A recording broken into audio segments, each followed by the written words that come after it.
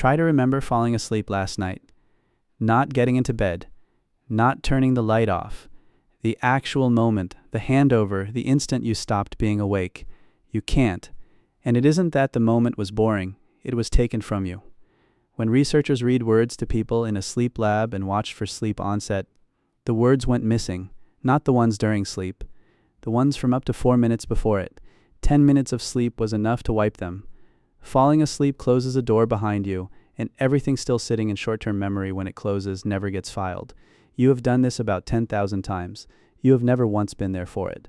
Tonight you'll go down 4 levels, each one deeper, each one with its own specific way of going wrong. And here's what most people never learn. The further down you go, the less of you is there. The first level is the one everybody's been to. You're almost asleep, and then your whole body kicks. One hard contraction, a leg, an arm, sometimes everything at once, and you're awake, heart going certain for a quarter of a second that you were falling. 60 to 70% of people get these around. 1 in 10 get them every single night. Now, you already know the explanation.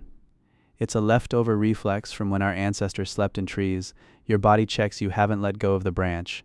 It's a great story. There's no evidence for it. None. Somebody proposed it, and it got repeated until it hardened into a fact. Dogs twitch at sleep onset, cats twitch. Animals whose ancestors have never been near a branch twitch exactly the same way. If this were about trees, it should track sleeping in trees. It doesn't.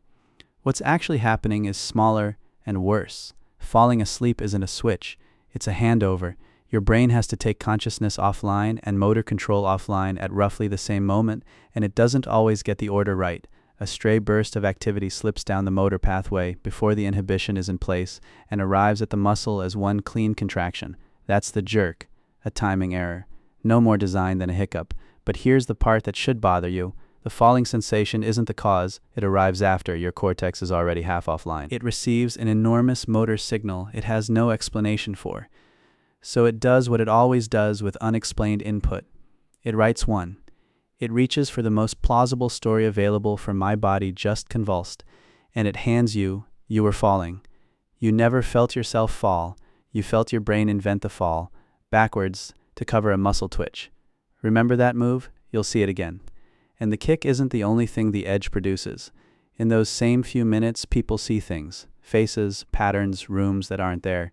They hear things, a name called a doorbell, a fragment of a conversation nobody had. That's hypnagogia, and it isn't dreaming. Dreaming comes later and from a different place. This is your sensory system starting to generate its own content while you're still just awake enough to catch it doing it. That's level 1.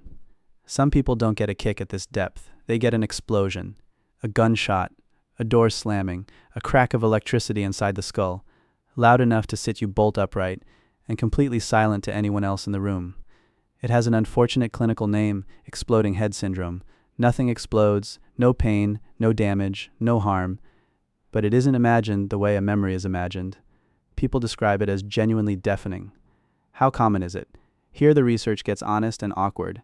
An international sample of about 1,600 people found nearly a third had experienced it at least once. A 2025 study of Japanese workers, strict diagnostic criteria, found just over 1%.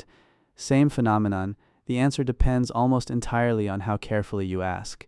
The mechanism is the same failure as the jerk, one system across. Deep in your brainstem sits the reticular formation, the master dimmer. As you go under, it powers your sensory systems down in sequence. Sometimes the shutdown stalls, and instead of your auditory cortex going quiet, it gets one last disorganized surge, with no sound entering your ears at all. Your brain receives a burst of raw activity in the hearing system and does the only thing it can do with it. It renders it as a noise. There was never a sound. There was the machinery of hearing misfiring on the way down, and a brain that refused to leave it unexplained. That's level 2. You're still awake enough to be lied to. Below this, that stops being true, half an hour to 45 minutes in, you drop into slow-wave sleep, the deepest stage there is, concentrated in the first third of the night, which is why that first stretch is the hardest to be woken out of, and it's where the strangest thing on this list happens, because sometimes, down here, part of your brain wakes up, not all of it. Sleep medicine calls these disorders of arousal, and the name is precise, an arousal that starts and never finishes. Motor systems come back online. The parts that make you a person do not. Sleepwalking is one Night terrors are another. Confusional arousals, sitting up, talking, staring, responding to nothing, are the third. Together they run at roughly 2% of adults. Confusional arousals alone sit closer to 3 or 4% over the age of 15. Here's what it actually looks like.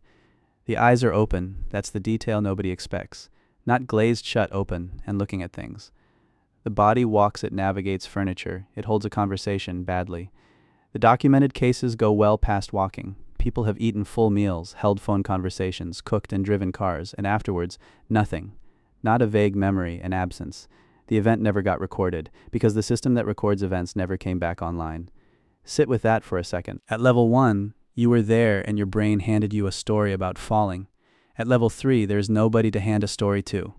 The body is up, it's moving through the room, it's making decisions good enough to get around a coffee table, and there is no one inside it having the experience. That's the part that should get you, not that you might walk, that you have no way of knowing whether you already have. Levels 1, 2, and 4 you'd know about. This one only. Someone who has watched you sleep can tell you. And there's a second thing about level 3 that most people never hear, which is that a lot of it is under your control.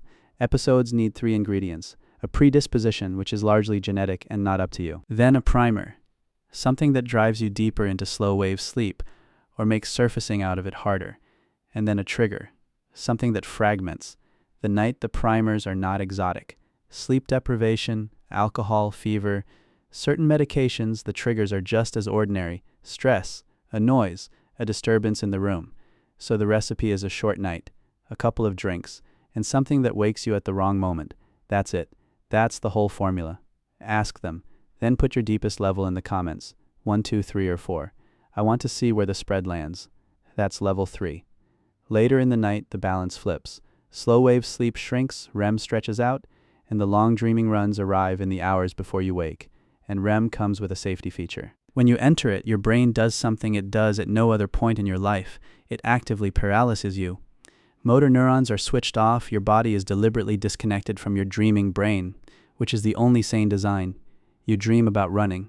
You dream about fighting. Without that lock, you would act all of it out, at full strength, unconscious, in the dark. And if you want to know what that lock is actually for, look at the people whose lock doesn't engage. Somewhere around 1 person in every 2 or 300 has REM sleep behavior disorder.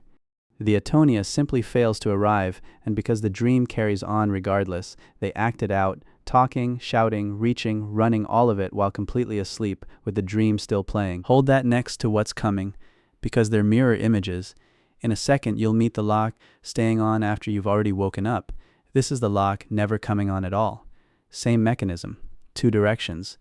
And between them, they tell you what your body is doing every night without ever asking you, holding you still, deliberately, so that you don't do that. So the paralysis isn't the glitch. The timing is consciousness comes back before the lock releases. You wake up inside a system that hasn't finished letting go of you. You're aware of the room, you can see, you can think clearly, and you cannot move. Not a finger, not your jaw. Your chest feels compressed. About 7.5% of people experience this at least once. Among students, it's over 28%, from a review pulling together 35 studies and more than 36,000 people, and very often there's something in the room with you. A shape, a weight on the bed, a presence you're completely certain about. You already know what that is. Same move as the falling sensation. Your brain is still generating REM imagery. It is also receiving a genuine signal, I cannot move, and my breathing feels restricted, and it explains that the way it explains everything. Something is holding me down. Every culture has a name for that shape. The old hag, the night visitor, the weight on the chest, different centuries, different continents, the same figure because it was never coming from the culture. It's coming from the same brain, making the same inference, out of the same broken handover. And on the way back up, one more. You wake, get out of bed, start your morning, everything ordinary. Then you wake up again. One survey put this at 28% of people, sometimes 7% often. A single survey, so hold it loosely. Same staggered restart. The part of you that checks whether any of this makes sense comes back last. You're not fooled because the dream is convincing. You're fooled because the fact checker hasn't clocked in. That's level 4. Underneath all 4 levels, something else is running that you can't score because everybody gets it every night and nobody has ever noticed it. Your brain is cleaning itself. In 2013, a study in Science found something genuinely strange in sleeping mice. During sleep, the space between brain cells opened up by around 60%, and fluid began washing through the tissue far harder than in waking animals, carrying metabolic waste out with it. That's mice. Not humans worth saying out loud, but it reframes everything above it. Sleep isn't rest. Rest is what you do in a chair. Sleep is a staged, whole-body shutdown. Consciousness offline, motor control offline, sensory gates closing in sequence, the tissue itself physically loosening so it can be flushed. It is the most complicated thing your body does, and it does it every night in the dark, unsupervised. Something that complicated has seams. You've just been down all 4 of them. So, how deep have you been? Level 1, the kick at the edge. Level 2, the bang that nobody else heard. Level 3, the one you'll have to ask somebody about. Level 4, awake inside a body that hadn't been released yet. Whatever your number is, notice what every level had in common. Not one of them was your brain breaking. Everyone was your brain covering, a motor signal it couldn't account for, so it wrote you a fall, a surge in the hearing system, so it wrote you an explosion, a locked body, so it wrote you a figure standing in the room, and the deeper you went, the less of you was there to write for. Your brain would rather hand you a monster than admit it doesn't know. The unsettling part isn't that it does that while you're asleep. It's that nothing about the mechanism switches off when you wake up.